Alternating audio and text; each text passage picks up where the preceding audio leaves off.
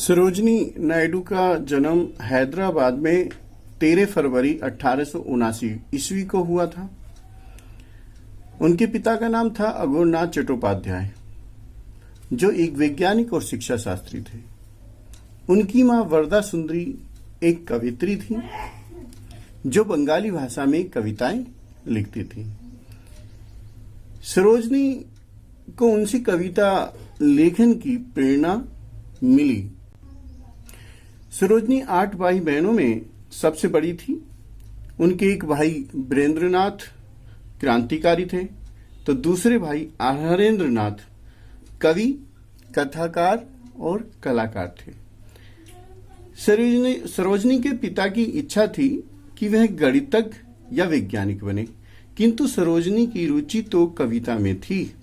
कहा जाता है कि सरोजनी की कविता से हैदराबाद के निजाम इतने प्रभावित हो गए थे कि उन्होंने विदेश में पढ़ने के लिए छात्रवृत्ति दी। 12 वर्ष की अवस्था में ही उन्होंने मैट्रिक की परीक्षा पास कर ली थी। अपने हुनर के दम पर उन्होंने मद्रास प्रेसिडेंसी में पहला स्थान प्राप्त किया। उन्होंने 13 साल की अवस्था में द लेडी ऑफ लेक नामक कविता लिखी। इसके अलावा उन्हें उर्दू, तेलुगु, अंग्रेजी, बंगला और फारसी भाषा का भी अच्छा ज्ञान था। 16 साल की अवस्था में वह इंग्लैंड पहुंची। वह इंग्लैंड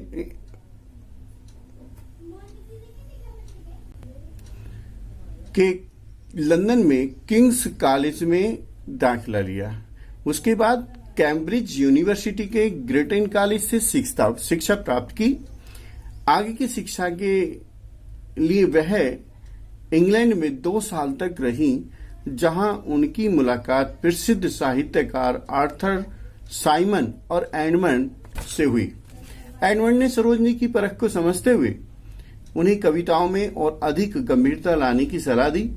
एडमंड ही थे जिन्होंने नायडू को भारत की प्राकृतिक सुंदरता जैसे पर्वत, नदी, मंदिर और सामाजिक परिवेश को अपनी कविता में समाहित करने की सलाह दी थी।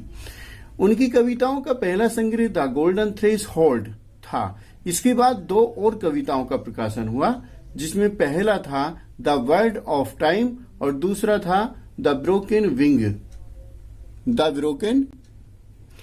इन्हीं काव्य संकलन ने सरोजनी को एक चर्चित कवयित्री बना दिया। सरोजनी नायडू बच्चों को ऊपर कविताएं लिखा करती थी। उनकी प्रत्येक कविता में अलग तरह का चुलबुलापन देखने को मिलता था। उन कविताओं को पढ़कर ऐसा लगता था मानो कि उनके अंदर कहीं न कहीं एक छोटा बच्चा उपस्थित है। यही वजह है कि उन्हें भारत की बुलबुल कहा जाने लगा, यानी कि कोकिला कहा जाने लगा। 5 साल यानी 15 साल की उम्र में उनकी बात गोविंदराजु नायडू से हुई। 19 साल की अवस्था में उन्होंने विवाह कर लिया। गोविंदराजु नायडू गैर ब्राह्मण और पेशे से एक डॉक्टर थे। उस समय अंतरजातीय विवाह करना किसी मुसीबत को ले लेने से कम नहीं था, लेकिन इस साहसी कदम में उन्हीं के पिता ने पूर्ण सहयोग दिया। स्वतंत्रता संग्राम में भाग लेने से पहले दक्षिणी अफ्रीका में गांधी जी के साथ काम कर चुकी थी।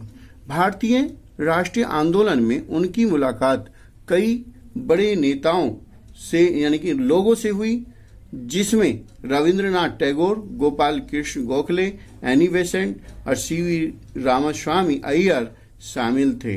राजनीति और स्वतंत्रता में निर्णायक भूमिका अदा करने के साथ उन्होंने महिला सशक्तिकरण के तौर पर भी काम किया। वह गोपाल कृष्ण गोखले के कार्य से प्रभावित होकर कांग्रेस की प्रवक्ता बन गई। उन्होंने देश भर में घूमकर स्वतंत्रता का संदेश फैलाया। सरोजनी नायडू ने हिंदू मुस्लिम एकता पर जोर दिया। उन्होंने इंग्लैंड, अमेरिका आदि देशों का दौरा किया। गांधी जी की दांडी यात्रा में वे उनके साथ थीं। उनके भाषण स्वतंत्रता की चेतना जगाने में जादू का काम करते थे। 1942 ईस्वी में भारत छोड़ो आंदोलन में उन्होंने भाग लिया। वे कई बार जेल गई। भारत के स्वतंत्र होने पर वे उत्तर प्रदेश की राज्यपाल बनी। सरोजनी ने नारी मुक्ति और नारी शिक्षा आंदोलन शुरू किया। नारी विकास को ध्यान में रखकर ही वे अखिल भारतीय महिला परिषद की सदस्य बनी।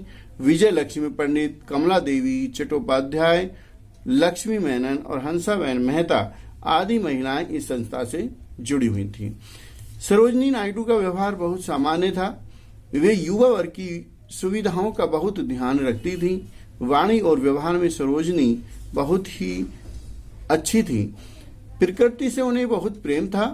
2 मार्च सन 1949 ईस्वी को भारत कोकिला सदा के लिए मौन हो गई। पंडित जवाहरलाल नेहरू ने इन शब्दों में सरोजनी को श्रद्धांजलि दी। उनकी पूरी जिंदगी एक कविता, एक गीत थी, सुंदर, मधुर और कल्याणमयी। ये कहकर उन्होंने श्रद्धांजलि दी। तो यह था महान कवित्री और स्वतंत्रता सेनानी सरोजनी नायडू का जीवन परिचय। बच्चों, इसे लाइक अवश्य कर देना, अच्छा लगे तो सब्सक्राइब भी कर देना, जिससे आपको आने वाले समय में अच्छे अच्छे वीडियो मिलते रहें।